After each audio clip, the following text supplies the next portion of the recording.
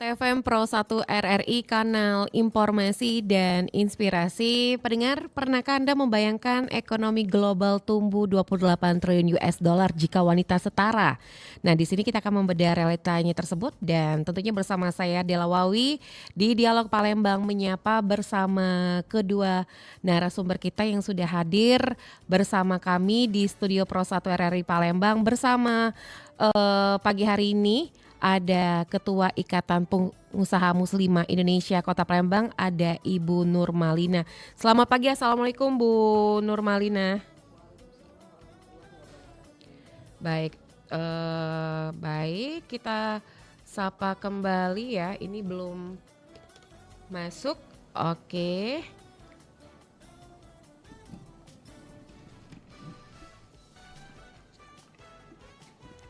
Baik, selamat pagi Bu Nurmalina. Waalaikumsalam warahmatullahi wabarakatuh. Sehat kabarnya Bu pagi hari ini? Alhamdulillah. Alhamdulillah ya, bersama Ketua Ikatan Pengusaha Muslimah Indonesia Kota Palembang. Dan juga hadir bersama kami Sekretaris Forum Jurnalis Perempuan Indonesia Sumatera Selatan, ada Ibu Saptarina. Selamat pagi Bu Saptarina. Selamat pagi. Sehat kabarnya Bu pagi hari ini? Sehat. Alhamdulillah sehat ya. Kita bersama kedua narasumber kita pagi hari ini akan membahas mengenai peran wanita dalam dunia kerja dan ekonomi. Kami mengajak Anda untuk berpartisipasi juga di line telepon kami di 0711 369977 atau juga melalui line WhatsApp di 0821 7927 9090 ya. Dan pagi hari ini mungkin kita ke Bu Saptarina dulu. Dan ini kalau misalnya sebagai jurnalis ya Bu ya, mungkin melihat fenomena gender pay gap ya atau perbedaan upah di Sumatera Selatan, itu bisa dikatakan nyata atau hanya sebuah mitos statistik saja nih Bu? Terima kasih ya. Kalau dari berdasarkan data itu memang ada perbedaan upah ya.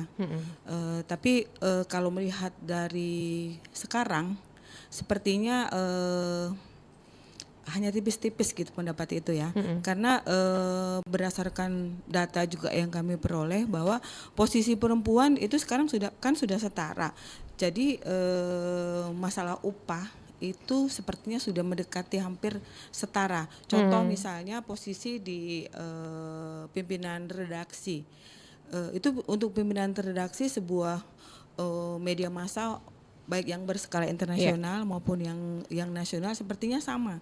Ya, kan perempuan sekarang udah pintar dong. Nanti kalau dia tahu ada jomplang beda gajinya dia akan protes gitu ya. Mungkin kalau dekade beberapa tahun yang lalu mungkin itu terjadi karena ketidaktahuan, kekurang terbukaan pihak manajemen perusahaan sehingga ada perbedaan itu dan itu memang terdata ya. Nah, tapi untuk saat ini kalau menurut pendapat saya sudah sedikit berkurang. Kalau banyak lah ya kayaknya sepertinya banyak. Bu Saptarina, kalau dilihat dari lapangan sendiri, ini jurnalis paling banyak mendominasi di lapangan, kebanyakan laki-laki atau sudah setara nih sama gender perempuannya juga nih Bu? Sebetulnya ini sebuah pertanyaan yang membuat saya pribadi prihatin dan juga sedih. Kebetulan saya baru pulang dari mengikuti acara Hari Pers Nasional. Jadi Forum Jurnalis Perempuan Indonesia itu bekerja sama dengan IDN Times itu mengadakan diskusi ilmiah. Jadi di diskusi itu terungkap bahwa pekerja itu berdasarkan pernyataan dari Ibu Menteri Komunikasi dan Komdigi ya, Ibu Mutia Hafid, bahwa hanya 25% yang jurnalis perempuan yang mendominasi dunia media jurnalis. Di Indonesia ya Bu ya? Di Indonesia hanya 25%. Ini sebetulnya memprihatinkan karena kalau melihat dari sejarah ya 1911 itu yang kebetulan memang dibedah oleh forum itu Rohana Kudus itu sebetulnya 1912 sementara R.A. Kartini 1912 kan. Sebetulnya nggak beda jauh tapi R.A. Kartini itu dia hanya dia fokus di emansipasi perempuan. Tapi Ibu Rohana Kudus memang betul-betul jurnalis. Jadi tahun itu di Sumatera Barat dia sudah mendirikan sebuah koran Sunting Melayu. Jadi kalau dihubungkan dengan dunia jurnalis sudah 1912 ya. Namun sampai detik ini berdasarkan pernyataan dari Ibu Menkom Digi bahwa hanya 25%. Itu mungkin banyak faktor ya. Faktornya yang apa saja nih, Bu? Faktor ini diantaranya adalah kondisi fisik perempuan itu mungkin dari perspektif gender mungkin nggak boleh dong dibilang gitu, sama aja gitu ya. Bahkan perempuan tuh sebetulnya harusnya lebih dong. Lebih kuat dan segala-galanya ya, Bu ya. Tapi ya itu tadi balik lagi contoh ke Menkomdigi ya. Dia Ibu Mutia itu berdasarkan pernyataannya dia jurnalis juga kan. Jadi dia waktu konflik di Aceh dia turun, terus konflik di Timur Tengah Irak dia turun. Yang pernah sempat di ini ya Bu ya, waktu itu disandra dengan penukaran Al-Quran kalau nggak salah waktu itu ya. Nah, jadi dia dengan nada sangat sedih itu loh. Dia bilang, tuh kan katanya ngapain perempuan yang dikirim, coba kalau laki-laki nggak disandra, kata dia kan. Nah terus waktu dia dikirim juga di daerah konflik Aceh, dia juga dicemooh, kok perempuan sih gitu kan, kenapa nggak laki-laki aja, laki-laki kan berani gitu kan. Dengan sejumlah kekurangan perempuan yang ditawarkan sehingga ada semacam cemooh. Nah, iya. Baik, mungkin kalau untuk emansipasi juga apakah di era zaman sekarang juga masih mendasari antara laki-laki dan perempuan nih Bu Sapta? Sebetulnya kalau kita melihat dari kondisi umum sepertinya tidak ya? Tapi ada tapinya. Karena kalau dihubungkan dengan agama ya Bu ya, dengan agama bagaimanapun terutama mayoritas kita kan memang muslim. Jadi keberadaan perempuan itu masih dipandang bahwa perempuan tidak bisa menjadi imam gitu ya. Dalam tanda kutip dalam tanda kutip ya Mbak ya.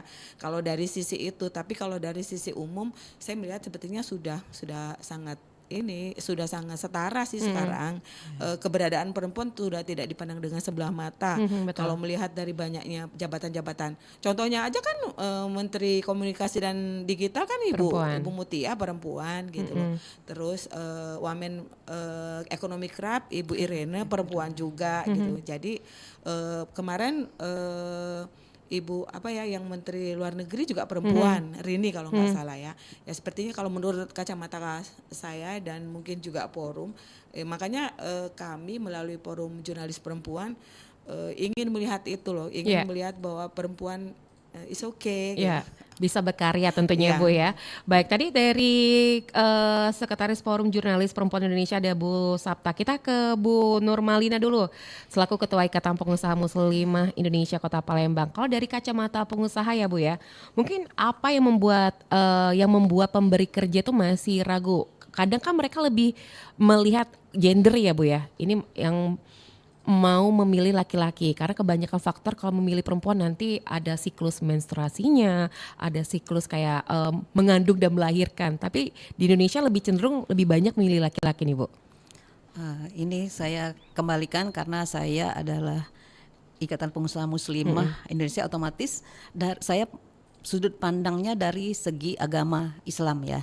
Seperti kata Ibu Saptarina tadi kan, bahwa perempuan itu punya keterbatasan, tapi bukan berarti dia tidak boleh setara dengan laki-laki. Maksudnya setara tadi dia kan punya hak yang sama, baik dalam pendidikan, dalam memiliki harta, kemudian punya hak yang lebih dimuliakan. Kalau di agama Islam itu dia banyak faktor-faktor yang diberikan oleh Allah Subhanahu wa taala, bahwa dia benar-benar adalah makhluk yang istimewa dan tinggi derajatnya. Seperti misalnya tadi kan pengusaha ya, kita ini kalau untuk untuk pengusaha muslimah Indonesia ini kan lebih fokus kepada UMKM. Nah, dari data yang kita peroleh di Indonesia ini, berdasarkan Bank Indonesia itu hampir 60%. 60% itu adalah perempuan. Nah, jadi dari data sekitar 60 juta UMKM yang ada di Indonesia itu kan dia kan sudah menyumbangkan sekitar 60% dari PDB. Jadi produk domestik bruto. Nah, produk domestik bruto itu kan tolok ukurnya salah satu untuk maksudnya kemakmuran negara tadi kan ya. Nah, Tapi kita harus lihat bahwa dari 60 juta tadi kan itu kan 60% ya. Iya. 40%-nya tadi kan 60 juta orang kan, 40%-nya itu dari pengusaha. Nah, kita ini kan pengusaha yang besar, maksudnya kan kalau kita yang UMKM itu kan mulai dari yang cuma di bawah 50 juta omsetnya kan, kemudian di bawah 500 juta sampai di bawah 5M kan, itu masih pengusaha yang UMKM, termasuk UMKM. Kemudian kalau yang di atas itu hanya tidak sampai 1% saja, yang dari 40% tadi dimiliki oleh tidak sampai 5 juta orang, 5.000 orang di Indonesia ini. Jadi kelihatannya kalau kita ini ya dari data yang ada itu, kalau kita dibagi dengan jumlah UMKM yang ada di Indonesia, kesejahteraan kita ini masih sangat Minim ya? minim ya, karena kalau kita bagi kan dari 60 juta orang dengan 60% PDB tadi kan ya. Nah, itu ya, itu yang jadi sangat kalau kita tadi kan inginnya perempuan Indonesia itu setara. Memang betul hak dalam Islam tuh setara. Tapi ada yang paling penting. Nah, ini karena saya langsung aja biar karena waktu kita sangat singkat ya. Yang paling penting karena kata Ibu tadi kan jurnalis itu sebetulnya sangat penting ya, karena dia menyuarakan informasi yang seluruh keadaan real di yang di Indonesia ini kan khususnya ya Bu ya. Kita harus itu hanya 25%, padahal memang risiko seperti tadi kalau untuk yang ke ini tempat-tempat yang berisiko bencana alam kan memerlukan waktu dan tempatnya itu memang sangat tidak cocok untuk perempuan sebetulnya kan ya. Nah, apalagi dalam Islam kita itu kan ada batas-batas. Batas-batas maksudnya gini, harus didampingi oleh muhrim kan seperti itu kan. Nah, itu ya. Jadi itulah kelemahannya, bukan berarti kita tidak boleh kan gitu.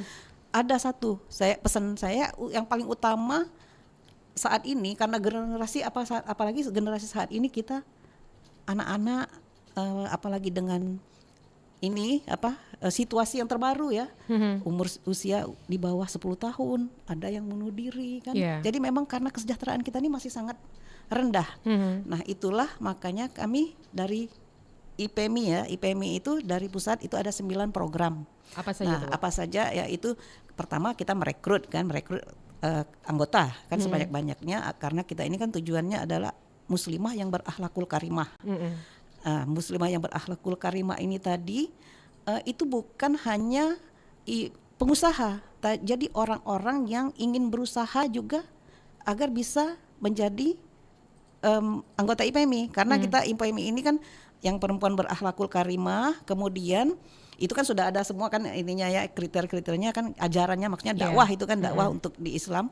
Kemudian kedua kita ada pendidikan, keterampilan, sumber daya alam. Nah, kemudian kita juga untuk digitalisasi kan saat ini kan, apalagi pemberdayaan perempuan kita harus ini global kan, berarti digitalisasi untuk pemasaran itu tidak boleh ditinggalkan.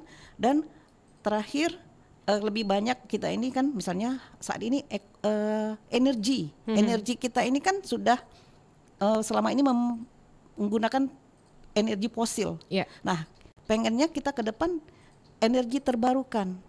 Nah, justru itu kita dengan menggunakan alhamdulillah di antara kita SDM kita ini dia memang ada ahli di bidangnya. Jadi kita untuk 5 tahun ke depan, karena ini kan yang ini periode kedua 10 tahun kan IPMI di Palembang ini sudah masuk ke tahun ke-10 itu, kita inginkan membuat pelatihan di ibu-ibu rumah tangga, karena kan ekonomi kreatif tadi seperti misalnya kita menciptakan misalnya urban farming itu untuk skala kecil rumah-rumah agar dia bisa menghemat biaya untuk keperluan sehari-hari, misalnya tanaman sayur, seperti yang apotek hidup zaman dulu yang kita sudah dikembangkan. Nah, inilah yang walaupun kecil kita tetap berusaha, karena untuk menjangkau yang tadi kerja ya, untuk pekerjaan saat ini ya kita tidak bisa menutup mata, peluang pekerjaan itu saat ini memang sangat sedikit. Makanya lebih yang diutamakan oleh pemerintah kan adalah UMKM. Kita harus membangun UMKM sebanyak mungkin, misalnya BUMN kan memberikan BUMN, dia juga harus membantu para UMKM untuk dia berkembang. Nah, kemudian satu lagi terakhir saya, karena mungkin panjang ya, karena banyak silakan, sekali Bu. saya maaf mungkin terlalu cepat atau itu ya. Silakan.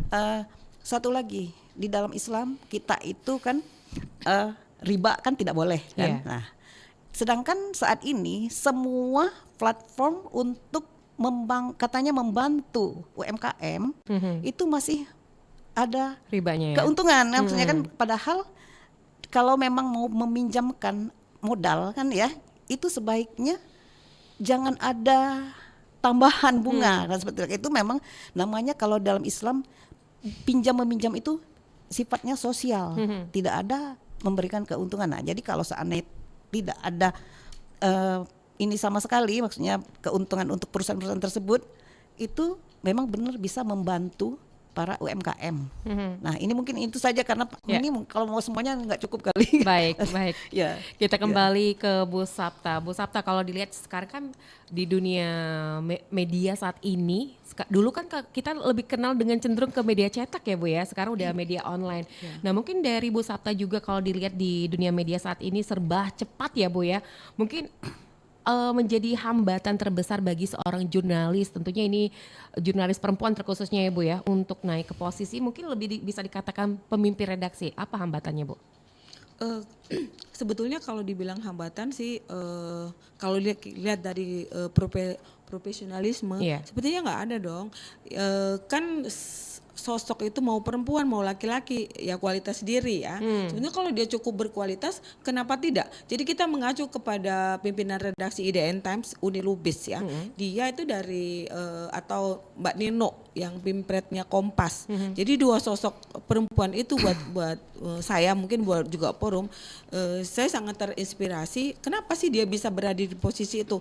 Setelah kita lihat, ya memang dia kualitas dirinya cukup gitu loh. Cukup dalam arti kata bahwa pengetahuannya luas, pengalamannya juga luas, dan dia selalu memperkaya diri dengan segala hal ya, sehingga keberadaan dia di sebuah media mainstream ya, IDN Times, mungkin nggak apa-apa saya nyebut nama ya, atau Kompas sebagai sebuah media yang besar di Indonesia, itu sebetulnya menjadi panutan buat kami yang perempuan jurnalis untuk bisa meraih itu gitu loh. Jadi kalau kita ingin meraih pimpret tapi kita tidak mengisi istilahnya mengisi bensin ya diri kita sendiri, ya mana mungkin kita berada di posisi itu. Karena untuk menjadi seorang pimpret itu di bawah pimpret itu ada wakil, ada lagi redaktur, ada lagi ada redaktur pelaksana ya, ada redaktur, baru ada wartawan. Nah, jenjang-jenjang itu adalah bawahan dari pimpret.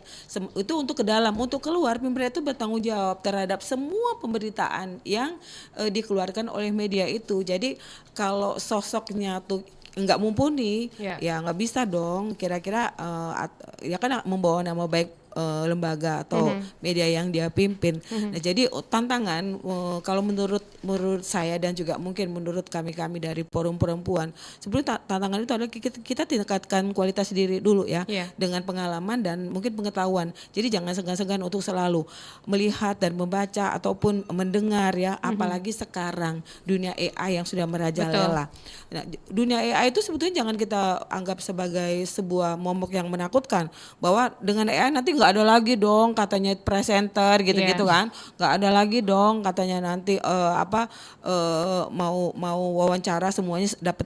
Padahal enggak dong, enggak gitu kan. Kita begitu kita mendapatkan sebuah topik dengan bantuan AI, cepet dong. Betul. Ya. Bu Sapta, kalau dilihat zaman sekarang kan di era termasuk media baru juga ya Bu ya, banyak mendadak yang menjadi wartawan atau jurnalis di lapangan. Mereka juga tidak mengenal apa itu kode etik jurnalis. Pada saat ada yang kecelakaan, mereka merekam tanpa mensensor dan lain-lain. Kalau pendapat Ibu sendiri seperti apa nih Bu Sapta? Oke, mungkin sekarang karena kemajuan ya di media, itu sebetulnya keadaan kondisi yang sangat memprihatinkan bagi media massa, karena bagi masyarakat umum mungkin nggak tahu tuh bedanya antara media massa dan new media tuh new media tuh lebih condong ke medsos, Bu. Jadi kalau medsos kan IG, Facebook, terus TikTok. Nah, itu semuanya bisa melakukan dengan kecanggihan handphone atau Android yang mereka punya. Misalnya nih contoh kita mau ke sini tadi, Bu ya. Terus ada kecelakaan, terus kita jepret aja. Ibu-ibu biasanya kan jepret macet gitu kan. Nah, terus itu sudah masuk di terus Ibu sebar. Orang akan bilang, "Oh, macet nih di Jenderal Sudirman" gitu kan. Nah, tapi mungkin di situ Ibu nggak cuman gitu aja gitu kan. Padahal sebetulnya ada hal-hal yang memang kalau di media massa itu ada rambu-rambunya gitu loh. Nah, macet itu misalnya kalau kita akan investigasi atau bertanya nih ke Dir lalu lintas misalnya, "Pak, kok macet?" Kita akan cari tahu di mana macetnya, di mana letaknya, kenapa gitu kan. Kenapa bisa terjadi macet dan semua itu, dan ada pihak-pihak yang bertanggung jawab atau memberikan statement. Nah, Mengklarifikasi iya, ya, Bu ya. mengklarifikasi. Dan buat kita itu media massa, kita ada rambu-rambunya yaitu Undang-Undang ITE. Kalau kita salah menulis, misal nih ditulis di situ, kita tulis bahwa Dir lalu lintas mengatakan macet itu ya karena masyarakatnya nggak karuan misal ya. Iya. Nah, terus ada masyarakat yang komplain itu kan dia protes misalnya, apalagi menyebut nama, dan dia bisa menuntut melalui Undang-Undang ITE. Sebaliknya kalau new media itu nggak bisa. Jadi itu tuh sebetulnya kalau kita lihat cuma new media itu informasi sesaat dan sangat real ya, Yeah. betul, biasanya real keadaan, misalnya ada tabrakan, ada apa, hanya itu tidak bisa dipertanggungjawabkan secara hukum. Nah, cuman buat media massa itu sangat membantu gitu sebagai informasi awal. Jadi ketika kita tahu ada terjadi kecelakaan di new media, nah teman-teman yang jurnalis yang bekerja di media massa akan memfollow up-nya gitu loh. Oh, ini ada kecelakaan, langsung dia mencari informasi atau menghubungi narasumber-sumber yang berkompeten. Nah, jadi itu sih sebetulnya buat saya, Mbak. Baik pendengar yang ingin bergabung bersama kami, jangan lupa untuk mengikuti di 0711369977 atau juga melalui line WhatsApp di 082179279010, dan siaran ini secara live ya di YouTube channel kami di Pro 1 RRI Palembang. Kita break sejenak ya, Bu ya. Tetaplah bersama kami di Pro 1 RRI, kanal informasi dan inspirasi.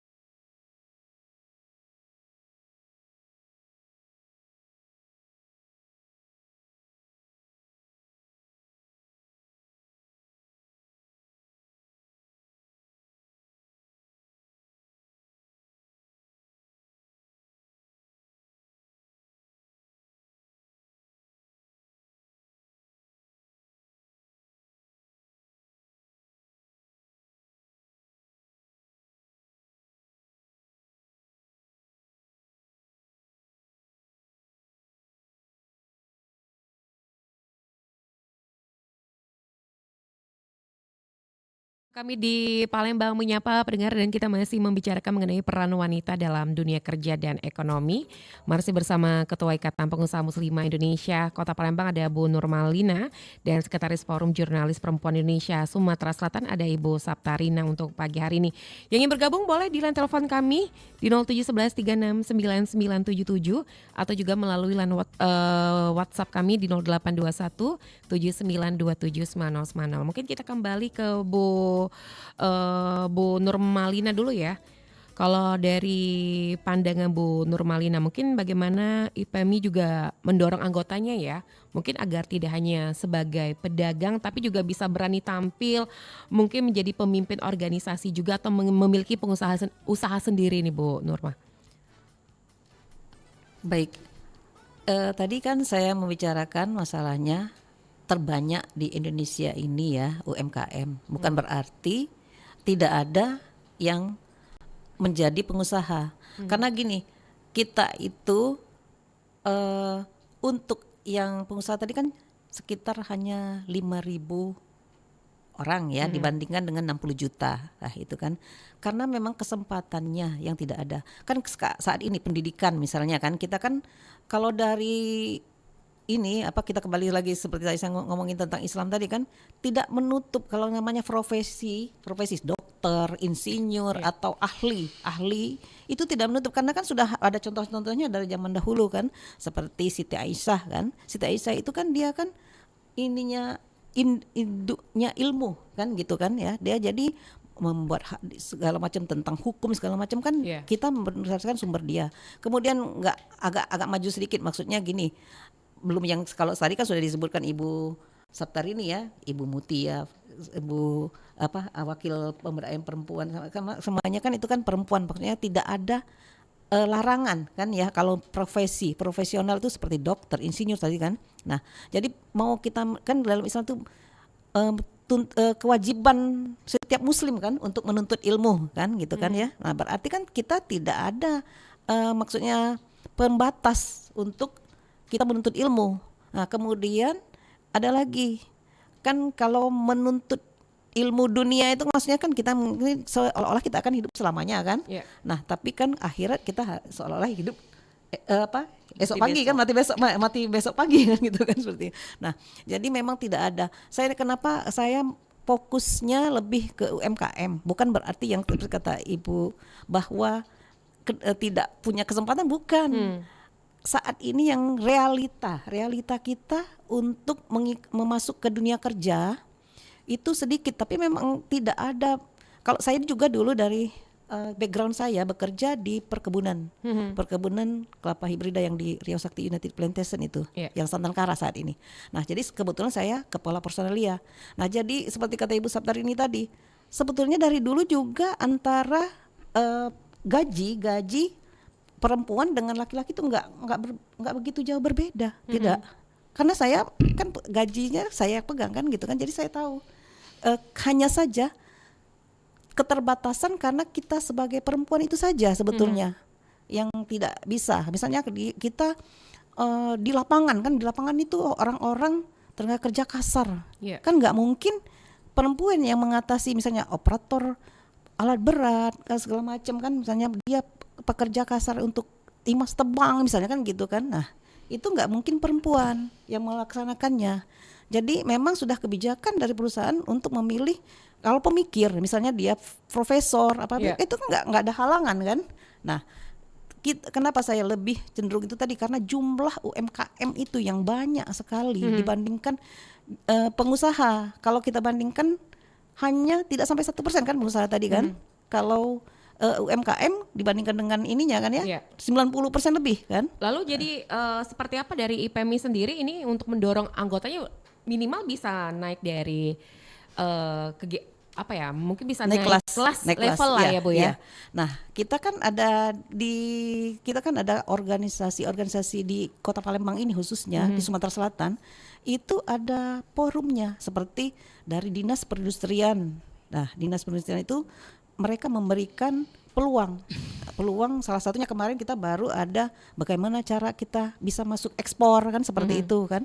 Kemudian pelajaran tentang digital marketing, kemudian pelajaran-pelajaran juga untuk masing-masing orang itu kan mengupdate diri, tidak ini apa gaptek, nah Iya. kan gaptek, nah kan jadi kalau yang tentang pendidikan sudah jelas kan ya, nah itulah peningkatan kita tadi. Jadi bukan kita dari dinas perindustrian itu terus memberikan hampir setiap hari karena kita ada grupnya. Seluruh organisasi yang ada di Kota Palembang ini ada grup dinas perindustrian. Jadi informasi apapun mengenai UMKM itu ada dari dinas perindustrian itu untuk mereka naik kelas. Berarti ada program-program khusus Betul. juga ya. Nah, iya. Baik, kita kembali ke Bu Sapta. Bu Sapta, kalau saat ini kan dari dunia perkantoran ini sudah mulai ramah lah ya, bisa dikatakan ada ruang laktasi ya. Mungkin bisa dikatakan juga selain ruang laktasi, apa hal mungkin bisa dikatakan fundamental yang membuat sebuah kantor itu benar-benar ramah atau juga disebut ramah gender? Berdasarkan data yang kita peroleh ya, memang ruang untuk kesetaraan gender bagi pekerja perempuan itu sudah ada, tapi kayaknya belum banyak deh Mbak ya. Hanya kalau di persentase mungkin 30 lah ya, 30% dari 100%. Karena memang sebuah perusahaan yang sudah cukup memperhatikan itu masuknya perusahaan yang besar, yang sudah bonafit, yang memang punya budget untuk itu gitu. Kalau hanya perusahaan-perusahaan yang Kecil untuk ya? yang kecil, mungkin dia lebih kepikiran gimana nih cara meningkatkan omset gitu daripada mikirin pekerjanya ya. Mau kerja di sini oke nggak juga nggak Iya. apa-apa ya, orang lain banyak nunggu kan, kayak sepertinya kayak gitu Iya. ya. Nah jadi kalau menurut saya memang belum banyak deh Mbak. Kalau melihat dari posisinya ya, cuman memang kalau kita balik lagi ke di mana. Kalau misalnya level perusahaan besar itu sudah sangat ya ada memang terus ruang. Nah kalau salah satu dampak dari pekerja perempuan itu mungkin adanya dalam tanda kutip itu adanya hal-hal yang sangat mengganggu gender, misalnya pelecehan ya, Yeah. pelecehan itu tindakan-tindakan yang secara tidak langsung mungkin bagi kaum laki-laki itu tidak apa-apa, tapi sebetulnya itu sudah mengganggu ya, sudah mengganggu dari hak-hak perempuan. Misalnya dengan ini lo seksi amat Yeah. gitu kan, itu udah termasuk ya. Lo mau nggak diajak gitu ya, sebetulnya itu cuman guyonan, tapi kalau dari Pelecehan. kacamata itu sudah merupakan suatu pelecehan dan memang sudah dalam tanda kutip mengganggu hak-hak perempuan dalam perspektif gender itu tadi ya. Baik, Ya. tadi yang disampaikan Bu Sapta juga soal tentang pelecehan ya. Iya. Bisa dikatakan sebuah ajakan, tapi sebenarnya itu merupakan pelecehan Iya, juga ya. iya. Nah, kalau dari Bu Nurma sendiri, mungkin bagaimana mungkin pengusaha muslimah di Palembang ini memastikan juga kalau lingkungan usaha tersebut aman, terus jauh dari kata pelecehan. Kadang pelecehan seksual ini kan bisa ada di sekitar kita juga, baik dari atasan ataupun teman kerja nih Bu. Baik, tadi kan kata Ibu Saptarina tadi kan ya, bahwa hanya berkata-kata seperti aja itu kan memang Ajakan sudah ajakan ya, pelecehan ya. Nah justru itulah ini tadi, pendidikan itu memang harus kita utamakan. Maksudnya gejala-gejala bagaimana laki-laki mau mencari kesempatan kan seperti itu, jangan kita biarkan. kesempatan. Iya, beri kesempatan. Iya, betul. Nah, jadi lebih baik kan kita menjauhi hal-hal yang seperti itu kan. Misalnya gini, dari kita sendiri suka ada yang mau sengaja membalas kan gitu kan, padahal Merespon ya? merespon, iya, itulah yang bikin akhirnya laki-laki itu tidak jadi langsung, maksudnya lebih berani kan gitu kan, padahal kalau kita tidak merespon apa yang mereka berikan informasi seperti itu, mereka itu tidak akan terjadi. Nah justru itu kemarin kita baru aja dari pemberdayaan perempuan dan perlindungan anak itu mengadakan acara itu untuk mengenai perdagangan manusia. Nah itu kan perdagangan manusia itu kan banyak yang ininya kan dari yang tadi kembali lagi saya ngomongin tentang ekonomi yang paling lemah kan gitu kan, kemudian karena diiming-iming untuk bekerja misalnya di luar negeri kan seperti itu kan. Nah ini kan jadi akhirnya timbul ada peluang untuk itu terjadinya kekerasan seksual tadi kan. Nah, inilah tadi kemarin kita kan itu makanya kita harus lebih mencerdaskan. Nah, pendidikan itu yang utama. Seperti misalnya kita membuat misalnya ada kajian-kajian dakwah itu bukan hanya tentang pelajaran agama saja kan gitu kan, tapi lebih banyak lagi. Nah, itu kan ya tuh memang utamanya kan di majelis taklim itu kan kita hanya misalnya tentang beribadah segala macam, padahal lebih utama lagi hubungan dengan masyarakat. Secara maksudnya ajaran Islam itu sangat lengkap kan. Jadi hubungan masyarakat itu yang kita harus lebih banyak lagi kita pelajari. Nah, seperti itu. Baik, Bu Nurma, kalau di Kota Palembang khususnya ya, mungkin sejauh mana ini pengusaha wanita di Kota Palembang harus melek ya? Saat ini kan kita banyak e-commerce seperti platform lainnya. Nah, seberapa penting juga mungkin tantangan terbesar untuk pengusaha di era digital dan literasi saat ini seperti apa nih, Bu Nurma? Maksudnya pengusaha yang harus melek digital gitu. Iya, melek digital kan itu tadi kan kita kan di dalam dari Dinas Perindustrian sendiri kan sudah banyak memberikan pelatihan-pelatihan tentang e-commerce itu kan ya. Nah, jadi pada umumnya sekarang ini UMKM itu enggak ini gaptek kan, rata-rata mereka sudah bisa semua. Apalagi sekarang ini kan ada TikTok lah kan gitu kan, Shopee segala macam.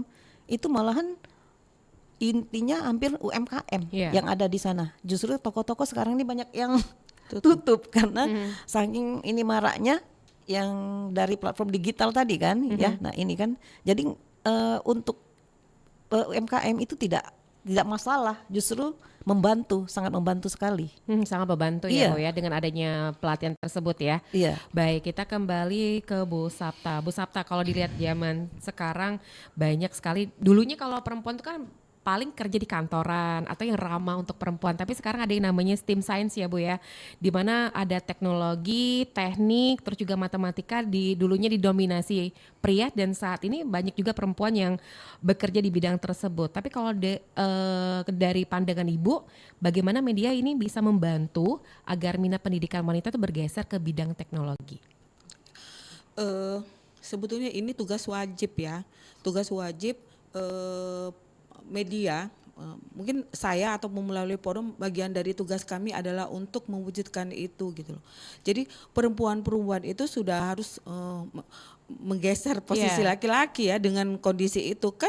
Sebetulnya wanita atau perempuan itu diciptakan oleh Allah memiliki banyak kelebihan. Salah satunya naluri yang peka ya. Jadi teliti, naluri yang peka, sebetulnya itu kelebihan. Jadi laki-laki itu sebetulnya kelebihannya barangkali cuma badan yang kuat ya, jangan tersinggung dong laki-laki ya. Jadi maksudnya gini loh Mbak, dengan kelebihan para perempuan memang sebetulnya lini manapun bisa dia masuki. Nah, sekarang itu suka atau tidak suka itu kan kondisi digitalisasi dan globalisasi sudah menuntut untuk itu. Jadi kejar dong posisi itu dengan sebanyak-banyaknya buat para Gen Z perempuan ya. Apalagi itu dengan kepiawaian mereka untuk cerdas peluang, memanfaatkan peluang itu dengan ilmu pengetahuan yang dia peroleh sebanyak-banyaknya, tidak menutup kemungkinan untuk itu gitu loh. Dan mungkin dari kacamata saya sebagai perempuan, dan kebetulan saya memang bekerjanya di media, sehingga untuk informasi mungkin selangkah ya Bu ya, selangkah lebih dulu aja kami daripada Ibu misalnya. Karena memang kami setiap hari harus melihat perkembangan gitu loh. Jadi ya sangat gitu loh, sangat mendukung kalau saya untuk diraih oleh para perempuan, terutama kaum muda sekarang. Baik, ini ada pertanyaan masuk dari Mbak Dwi di Pelaju. Selamat pagi Mbak Dwi di Pelaju. Ini mengingat perempuan banyak sekali yang menduduki posisi jabatan di Indonesia. Kadang mereka juga lupa kodratnya sebagai ibu dan anak di rumah. Nah, ini banyak juga suami atau laki-laki banyak yang insecure memiliki seorang istri yang memiliki jabatan. Nah, mungkin bisa berbagi pesan juga kepada para wanita agar tidak melupakan kodratnya sebagai istri dan ibu, jabatan itu hanya di luar rumah. Mungkin kita ke Bu Sapta dulu, boleh di. Pesan ya. Saya itu sudah bekerja dari tahun 90 dan sampai sekarang 36 tahun. Ya, 36 tahun, dan risiko pekerjaan saya sangat besar karena dulu jurnalis ya yang tidak kenal batas waktu. Tapi alhamdulillah dengan kondisi rumah tangga saya aman-aman saja. karena dari awal saya dan suami sudah komitmen bahwa ini pekerjaan saya dan saya harus tahu ya, saya bukannya dia, saya harus tahu di mana saya menempatkan diri. Jadi dari 24 jam misalnya saya bekerja dari pagi sampai sore, kan ada liburnya juga dong. Misalnya dari 7 hari, liburnya 2 hari saya manfaatkan untuk keluarga. Dan komunikasi yang penting menurut saya ya, dimanapun kita berada wahai perempuan, kita perlu dan sangat wajib komunikasi, terutama dengan pasangan kita, dengan suami dan anak juga nomor 2, tapi suami terutama bagi yang masih memiliki suami. Atau jadi komunikasi dimanapun kita berada, kita kasih tahu dia, Pak saya lagi ada di sini, Pak lagi saya ngerjain ini. Nah jadi dia kan nggak was-was dan tidak berprasangka. Jadi dan memang kita pun harus tahu diri dong, misalnya nih kalau kita di lingkungan laki-laki kita jangan ganjen lah gitu ya, udah tahu misalnya cowoknya pada kayak lebay ya, kita jangan juga gitu. Jadi mungkin lebih ke situ sih. Karena tadi Bu, jadi saya pengalaman pribadi ya, dan orang-orang di sekeliling saya pikir sangat merasakan bahwa memang ada batasan. Tapi alhamdulillah ya itu tadi, kebetulan seperti saya misalnya, saya 3 anak, 1 sudah berkeluarga, 1-nya sudah bekerja, 1-nya masih sekolah, dan alhamdulillah anak-anak saya sekarang sudah berada di posisi sesuai dengan keinginan dia. Jadi saya dari tiga anak saya semuanya udah jadi dokter, dan itu sebuah kebanggaan saya, karena pekerjaan jurnalis itu dipandang orang sebelah mata ya. Jujur aja, dalam tanda kutip, ngapain jadi wartawan, nggak bisa kaya, nggak bisa berduit. Nah tapi itulah kepuasan pribadi bahwa jadi jurnalis itu Bu, banyak temennya, silaturahminya banyak gitu loh. Ya seperti itu aja sih sebetulnya. Godaannya kuat ya Bu ya, jurnalis ya. Godaannya kuat dong. Karena faktornya lebih banyak didominan oleh laki-laki tadi ya Bu ya. Iya, jadi dari 10 paling 1 yang perempuan. Jadi sebenarnya pandai-pandailah kita menempatkan diri dan menjaga bahwa kita perempuan, bahwa kita adalah istri, bahwa kita juga, tubuh kita kan ada tanggung jawabnya nanti terhadap Tuhan di kemudian hari, seperti itu. Jadi kalau otak kita udah isi yang seperti itu, insya Allah lah ya. Aman ya Bu ya. Aman. Baik, kalau dari Bu Nurmalina mungkin bisa juga diberi tanggapan dari Mbak Dwi di Pelaju tadi. Mbak Dwi kan itu tadi kan katanya bahwa seorang istri itu harus ingat kodrat ya. Ingat kodrat, betul. Bukan berarti bahwa karena kodrat kita wanita itu nggak bisa maksimal untuk menjadi pengusaha, misalnya usaha mau kerja atau tapi itu tadi yang paling utama kan, tugas kita sebagai wanita itu adalah menjadikan anak-anaknya itu kan tempat pendidikan bagi awal, pendidikan madrasatul ula kan ya, itu pendidikan awal bagi anak-anak mereka. Jadi dipastikan seperti Ibu Saptarin kan, berhasil kan, ya berhasil 3 anaknya menjadi dokter kan gitu kan ya. Nah berarti kan tidak melupakan kodratnya kan gitu kan. Jadi memang intinya tadi sebetulnya kita itu harus mencari pendidikan, itu ilmu itu kan tidak hanya didapat di bangku sekolah, di mana saja mencari ilmu, apalagi sekarang dengan digitalisasi kan bisa dari rumah belajar kan, di mana saja. Yang penting pertama kita harus mendidik generasi yang akan datang itu menjadi generasi yang unggul. Nah itu yang jangan ditinggalkan. Kalau misalnya karena pekerjaannya dia sampai harus meninggalkan peran dia yang utama, nah itu jangan, karena generasi kedepannya akan tidak berhasil kan. Banyak ini contoh-contohnya, orang tuanya berhasil, anaknya jadi berantakan. Nah makanya itu bukan, jadi itu tadi kan ada dilema kan, kalau misalnya kita tidak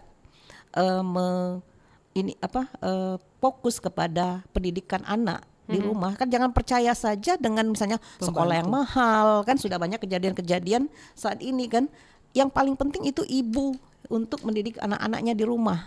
Nah itu kalau dia tidak melupakan kodratnya sebagai perempuan, ya silakan saja kan, dia bisa setinggi apapun Nah, itu saja kecuali satu kalau pemimpin seperti negara itu jangan perempuan karena masih emosinya kan lebih tinggi itu kodrat perempuan ya, emosi tinggi. Nah, dalam Al-Qur'an juga kan kalau yang namanya pemimpin negara itu memang harus laki-laki seperti itu. Kalau yang mau jadi yang lain-lain, mau setinggi apa jadi pilot, jadi apa kan silakan seperti itu. Baik Bu Nurma, selain seorang ibu atau wanita bisa mendidik anak di rumah, juga dari rumah juga bisa menghasilkannya namanya cuan juga. Betul, ya Bu ya. Iya. Baik, mungkin dari Bu Nurma juga saat ini kalau seorang perempuan bisa dikatakan di rumah saja bisa menghasilkan cuan.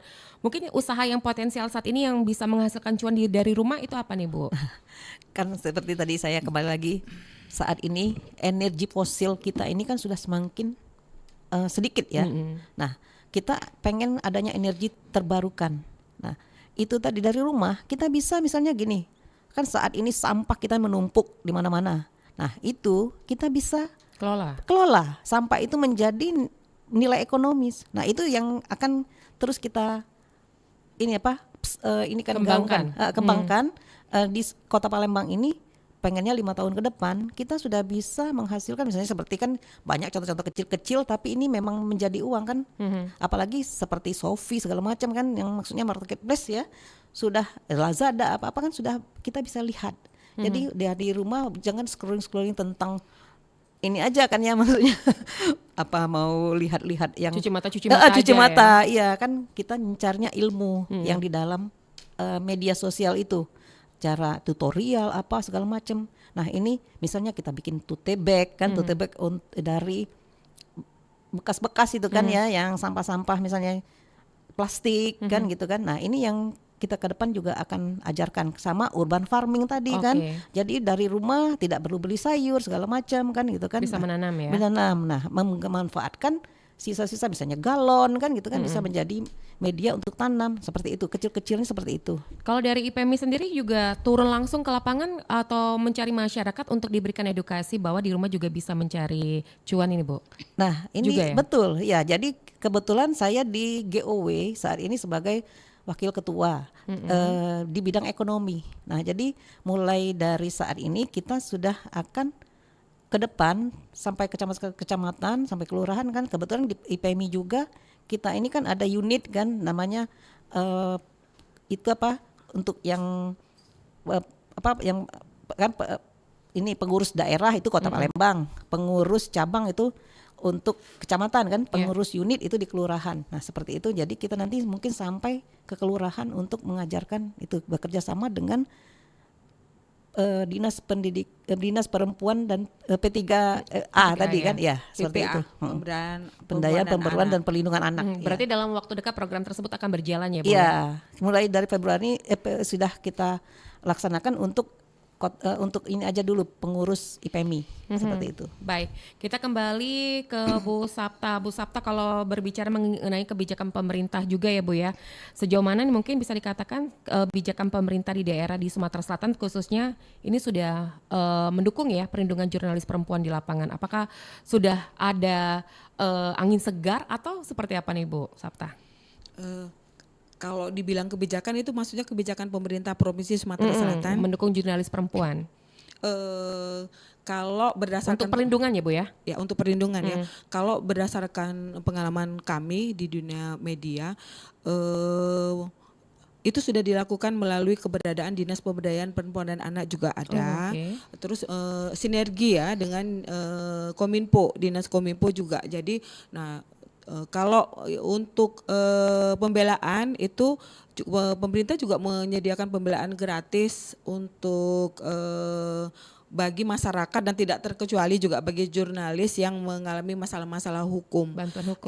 Itu kalau dari pemerintah ya melalui. Tapi kalau dari organisasi juga organisasi seperti PWI, AJI, AMSI, SMSI itu semua ada bidang-bidangnya, bidang pembelaan hukum yang memang dikhususkan untuk membela ketika jurnalis itu mengalami kendala hukum Misalnya beberapa waktu yang lalu ada teman-teman yang misalnya mengalami pelecehan, ada teman-teman yang mengalami tindakan kriminal seperti itu, biasanya akan ada pihak yang akan membantu. Nah kalau dari Polda sendiri itu ada juga loh Mbak, yang PPA-nya juga ada, yang khusus untuk di Polda ya, untuk perempuan dan anak. Jadi tidak terkecuali mereka juga memperhatikan para jurnalisnya.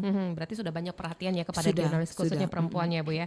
Baik Bu Sapta dan Bu Nurma, ini lintas waktu juga sudah mendekati pukul 9.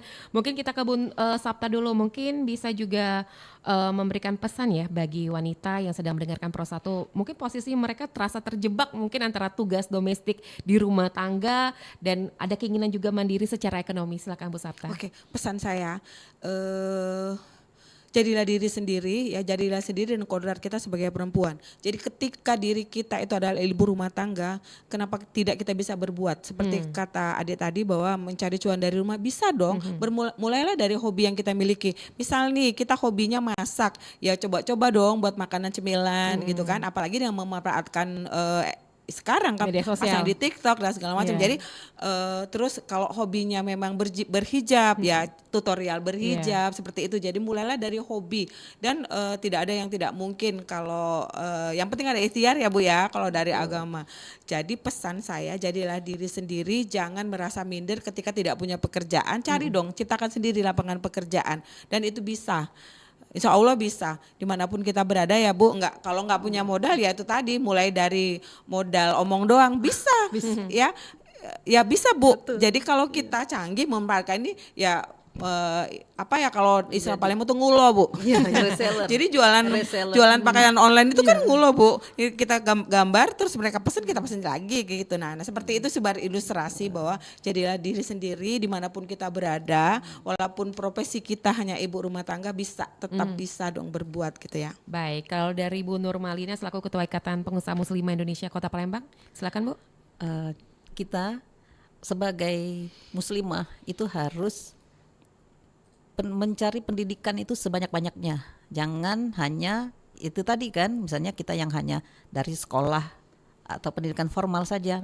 Non formalnya itu tadi sudah terbuka saat ini melalui media sosial, kemudian di Google juga, apalagi sekarang ada Chat GPT kan, tinggal apa yang kita inginkan sudah ada ininya kan, clue-cluenya itu sudah ada, tinggal ini saja. Jadi terakhir itu tadi, kita itu sebagai kalau kita ini kan jangan hanya fokus satu saja, maksudnya gini, pelajaran misalnya ini apa, selain kita harus seperti kata Ibu Saptarina bahwa informasi apapun yang saat ini tren kan, informasi global ya, sebetulnya kan ya saat ini kita ini kan ya dunia sudah hampir perang dunia ketiga kemarin kan, seperti itu kan. Jadi khusus untuk Indonesia kita itu harus tetap semangat, jangan putus asa, harus berjuang dari rumah untuk diri sendiri tadi kan ya, sama tidak lupa dengan kodrat yang diberikan Allah Subhanahu wa taala dan menjalankan segala perintahnya syariat itu secara menyeluruh seperti itu. Baik, terima kasih banyak Bu Nurmalina, Ketua Ikatan Pengusaha Muslimah Indonesia Kota Palembang untuk waktunya. Bu Saptarina juga Sekretaris Forum Jurnalis Perempuan Indonesia Sumatera Selatan atas waktunya bersama kami Pro 1 pagi hari ini. Insya Allah di lain waktu kesempatan kita bisa berbincang kembali ya Bu ya. Amin. Selamat pagi, Pagi. selamat beraktivitas kembali. Assalamualaikum warahmatullahi wabarakatuh. Waalaikumsalam warahmatullahi wabarakatuh. Dan pendengar, kesetaraan bukan soal angka gaji, tapi hak untuk bermimpi. Jadi kita harus cek kembali lingkungan kerja Anda, pelajari skill digital baru kita juga. Saya Dela Wawi pamit, saat wanita berdaya, keluarga sejahtera.